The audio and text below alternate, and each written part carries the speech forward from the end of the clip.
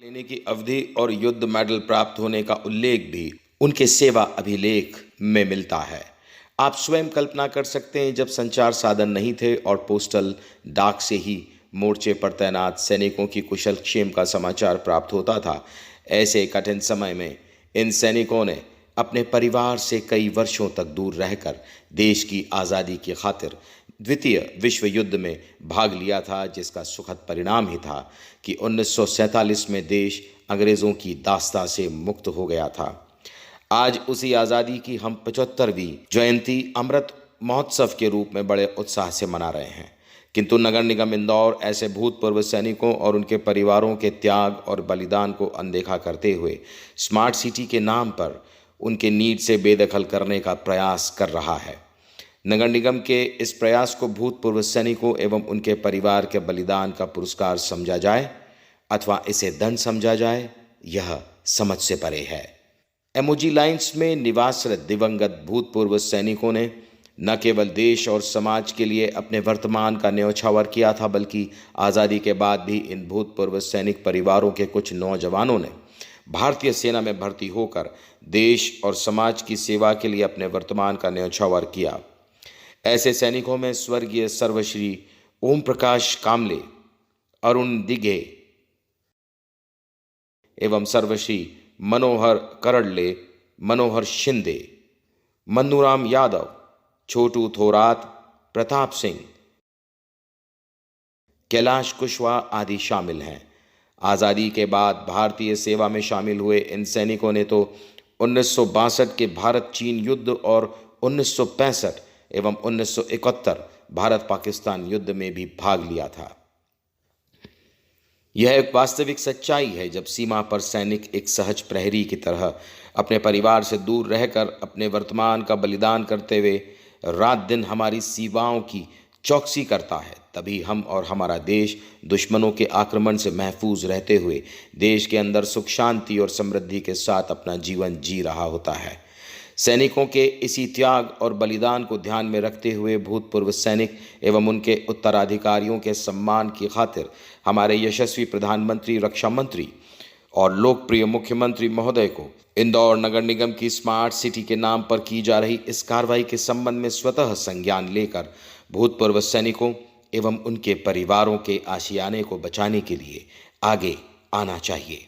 तभी राष्ट्र का गौरव एवं संपत्ति कहे जाने वाले इन भूतपूर्व सैनिकों एवं उनके परिवारों के सदस्यों के त्याग एवं बलिदान का उचित सम्मान होगा और तभी आज़ादी की 75वीं वर्षगांठ को अमृत महोत्सव मनाना भी सार्थक होगा। देश और समाज के समस्त प्रबुद्ध नागरिकों को इनके समर्थन में आगे आना होगा। जय हिंद।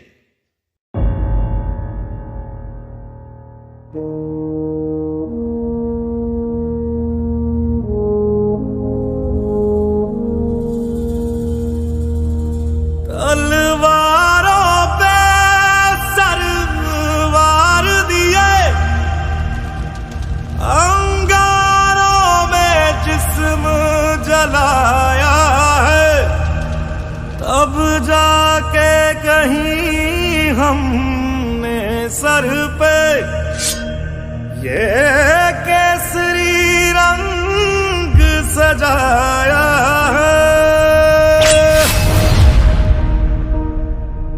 है मेरी ज़मीं अफसोस नहीं, जो तेरे लिए 100 दर्द सहे, महफूज रहे तेरी आन सदा, चाहे जान मेरी ये रहे ना रहे। हाँ मेरी ज़मीं महबूब मेरी, मेरी नस नस में तेरा इश्क बहे, फीका ना पड़े कभी रंग तेरा, जिस्मों से निकल के खून कहे।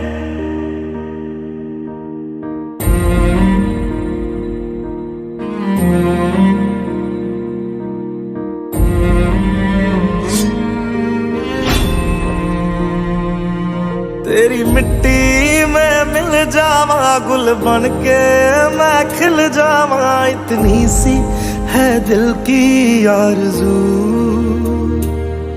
तेरी नदियों में बह जावा, तेरे खेतों में लहरावा, इतनी सी है दिल की आरज़ू।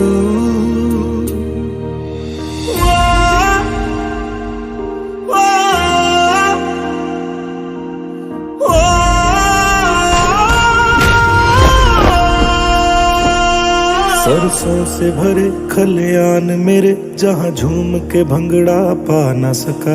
आबाद रहे वो गांव मेरा, जहाँ लौट के वापस जा न सका। ओ वतना में मेरे वतना में तेरा मेरा प्यार निराला था। कुर्बान हुआ तेरी असमत पे मैं कितना नसीबों वाला था।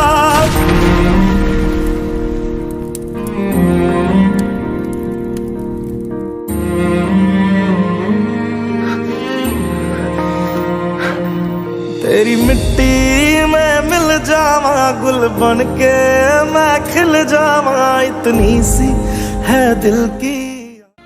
इमोजी लाइन को समझना है तो हम इसे आसानी से दो भागों में विभक्त करके समझ सकते हैं। फर्स्ट, जो हमारा barrack of the imperial service and state troops के नाम से जाना जाता है, यह वह बैरक्स थे इंडियन जहां ब्रिटिश इंडियन आर्मी व होलकर स्टेट आर्मी व होलकर डिस्ट्रिक्ट बटालियन के लिए तैयार किए गए थे, जहां बहुत सी यूनिट साथ मिलकर रहा करती थी, किंतु अस्थायी तौर पर यह आवंटित किए जाते थे जो बाहर से आए स्थायी सैनिकों को दिए जाते थे। इन बैरक्स में सभी सुविधाएं मौजूद थी। प्रत्येक क्वार्टर में जल, ड्रेनेज, लेट बाथ सुविधा के साथ स्ट्रीट लाइट की व्यवस्था हुआ करती थी, जिसका रखरखाव पब्लिक वर्क ऑफिस के देखरेख में किया जाता था। हम लोग जो है, मैं अब्दुल अजीज पठान, मेरे पिताजी थे मिलिट्री के अंदर, अब्दुल करीम। हम लोग 1926 से हमारे पिताजी यहाँ रह रहे थे और सन 51 में जब पेंशन हुई तो उनको जो है महाराज होलकर स्टेट से ये एमओजी लाइन में यही क्वार्टर हमको रहने के लिए उनने दिए थे। 100-200 रुपये दिए थे कि ये इसको बना लो, ये जगह थी तो इसको ऐसे बना के हम रह रहे हैं। और हमसे जो है 5-7 रुपये महीने के हिसाब से काट के उन्होंने बराबर भी कर दिए थे। अब हमको रहने 100 साल हो गए यहाँ रहते हुए, करीब 96 साल हो गए, 4 साल बाकी है। अब हमको ये जो शासन है यहाँ से बेदखल करना चाहता है। अब हम कहाँ जाएंगे? हम लोगों के पास क्या है? कहाँ रहेंगे ये लोग? बताओ, गरीब ये विधवा है, ये लोग कहाँ जाएंगे रहने के लिए? सब पेंशन हम लोगों ने जो है देश की सेवा की, हमारे पिताजी ने, हम लोगों ने भी की है। तो हमारे पिताजी जो है वहाँ जर्मन जापान युद्ध करने भी गए थे इंग्लैंड की तरफ से। जब देश आज़ाद हुआ, वो आज़ादी की लड़ाई लड़ी है हमारे पिताजियों ने, और हम लोगों को बेदखल किया जा रहा है। जो 10-20 साल से अभी रह रहे हैं उनको मकान दे दिया जाए और हम लोगों को जो है बेदखल किया जाएगा। ऐसा कैसे रहेंगे? कहाँ जाएंगे हम लोग?